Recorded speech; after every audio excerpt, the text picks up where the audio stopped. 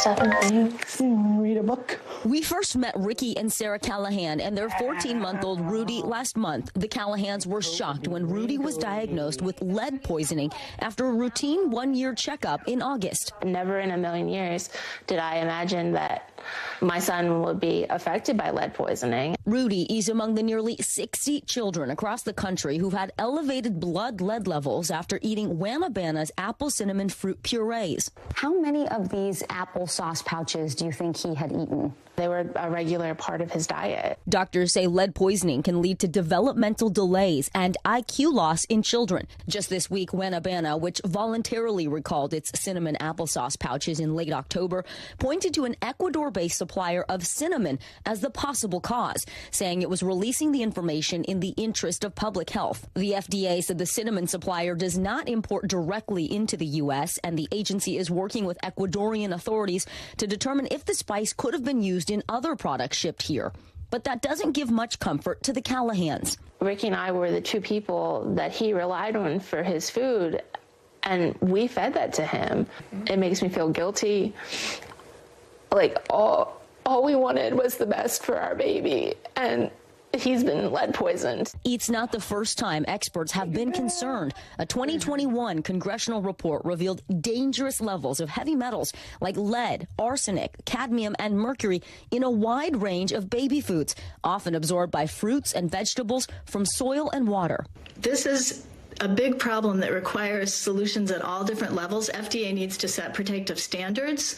Food manufacturers need to test what's coming in and what's in their finished foods. And parents also need to pay attention and make choices to help lower their children's exposures to these toxic metals. In January, the FDA announced proposed industry limits on lead in baby food, but that guidance isn't expected to be finalized until 2025. Why has it taken so long for the FDA to even get to this point?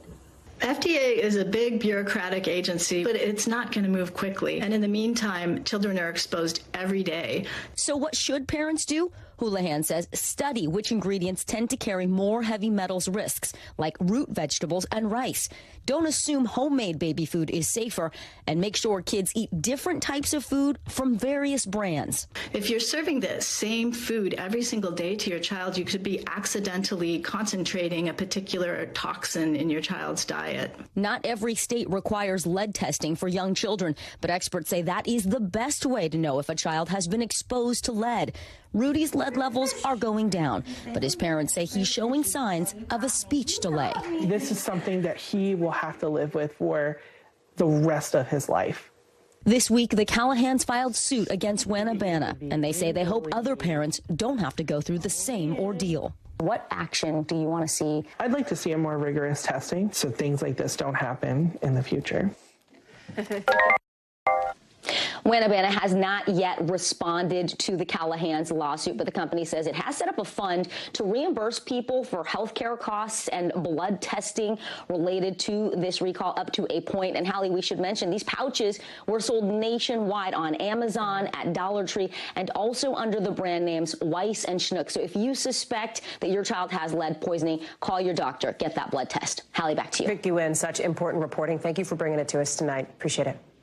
Coming up, a lot more to get to here on the show, including pet owners, vets racing to figure out what is making dogs across the country so sick, why the number of cases is hard to track. Coming up.